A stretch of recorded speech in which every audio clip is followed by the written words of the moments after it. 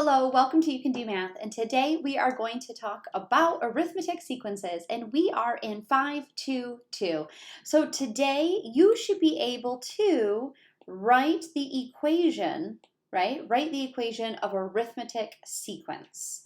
So also, you should be able to identify the pattern in a sequence. So writing the equation of arithmetic sequence, we would able to, so far, we've been able to identify an arithmetic sequence and a geometric sequence, but today is strictly only arithmetic sequences, and we're going to be able to write the equation. Okay, let's get started. First, let's go ahead and solve for x.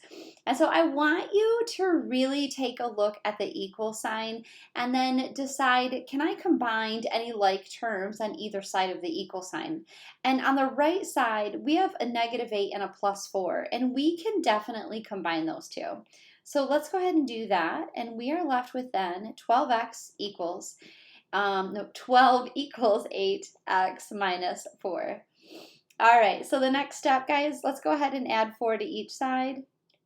I'm running out of space, so I'm going to write it up here. So we have 16 equals 8x.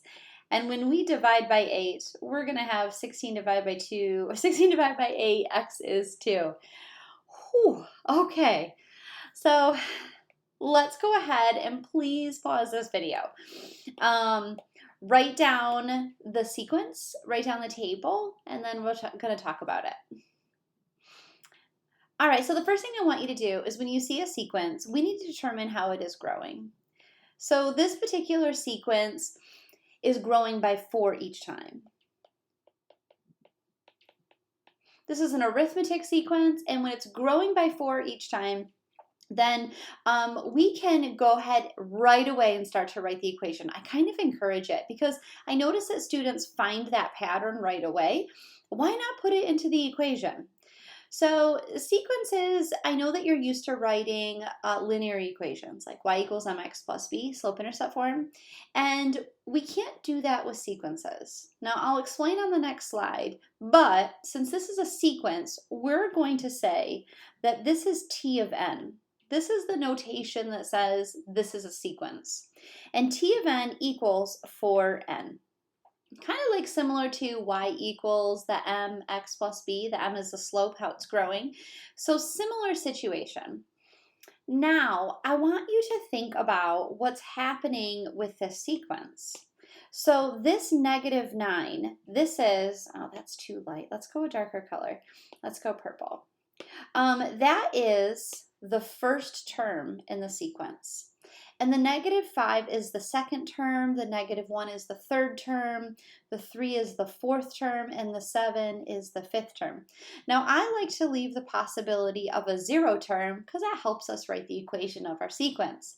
So we have 1 term, 2 term, 3, 4, and 5. And the first term was -9, so -9 is going to go here. Then the second term was -5.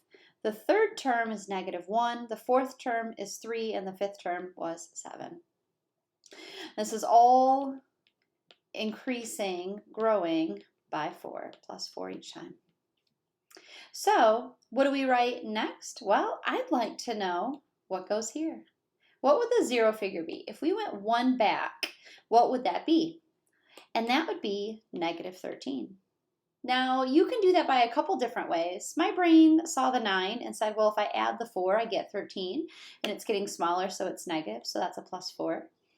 And that 0 figure is also what goes at the very end of our equation for our sequence. Now, I know you're probably thinking, isn't that the same as y equals mx plus b? And you would be right almost. So this is the equation that goes with this sequence. And let's talk about why we can't write it as a linear equation. Well, because this would be discrete. Why is it discrete? Well, if I were to graph, right, now some of this would be off of my graph, so I guess I can start with the 2. I think these first 2 would be off of my graph. So I went +2 down 1, 2, 3, 4, 5. So that would be that one. Keep going, so +1, 2, 3, down 1. And then over 1, 2, 3, 4, up 1, 2, 3. and over 5, 1, 2, 3, 4, 5, 1, 2, 3, 4, 5, 6, 7 here. So the reason why we cannot write y equals mx plus b, because it is not continuous.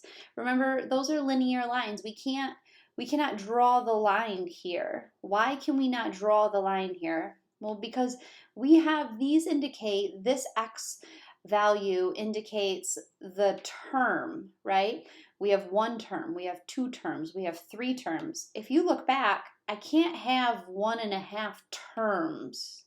It's just one term, two term, three term. And so therefore, I cannot connect these dots with a line. Can't do it. And if I can't do it, then I can't write the formula or the equation for a sequence y equals mx plus b. Can't do it.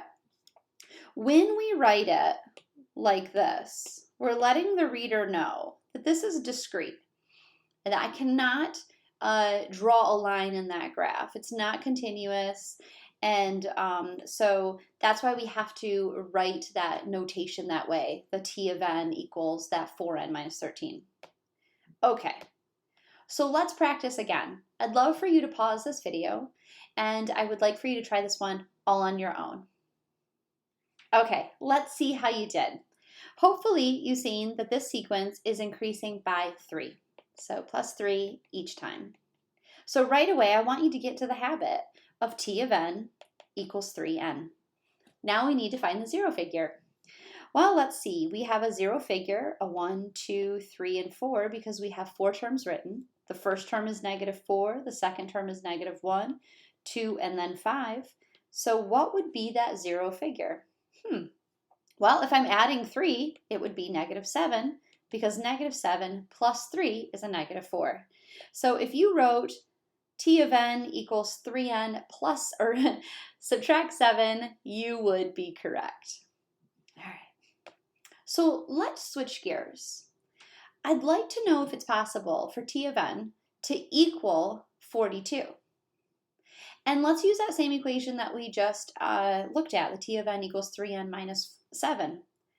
I'm going to take that 42, because it's telling me that t of n would equal 42.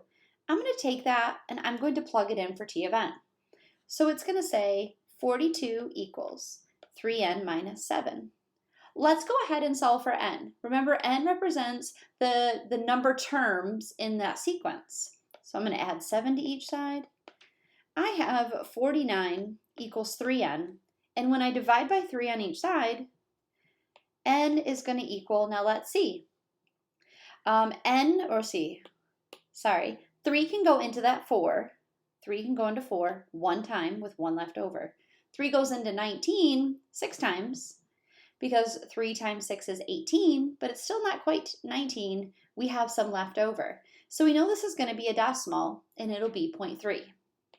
So that means that this sequence, in order to get 42, that would be the 16.3 term.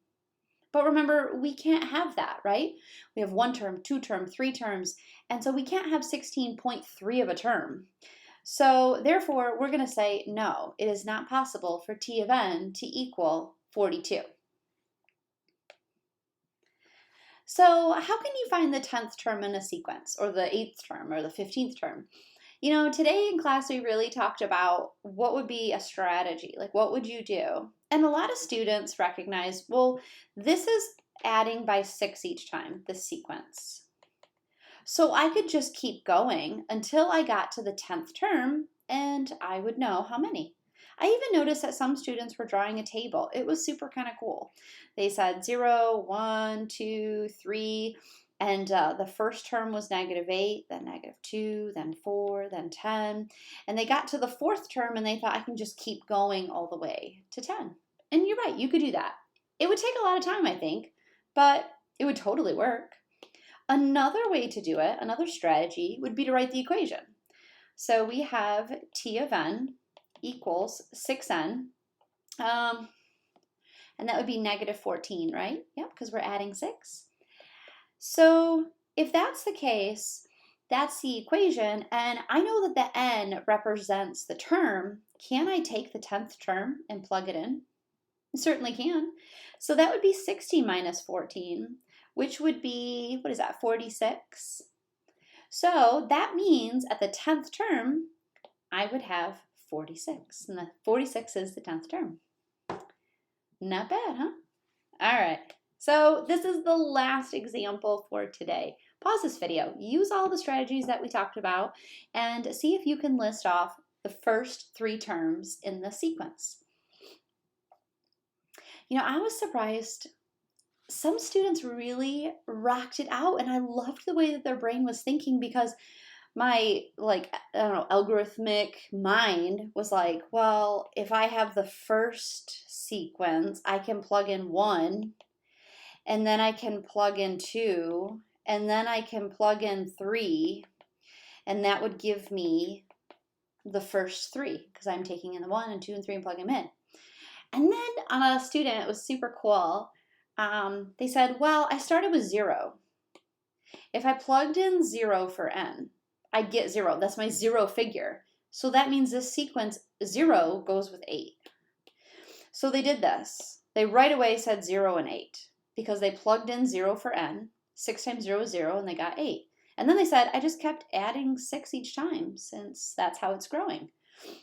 And I was really impressed with that. So the first one would be 14. The second one would be 20. And the third one would be 26. Now, if you did what I did, that totally works as well. It seemed like the way that I did it was more work. But it's okay. Both of those strategies do work. I'm interested, what did you do? Maybe one of those? Maybe drew the table. I know a lot of students did that too. They started with the table and then went backwards. Well, I hope you guys enjoyed today's lesson, and I will see you next time. Bye.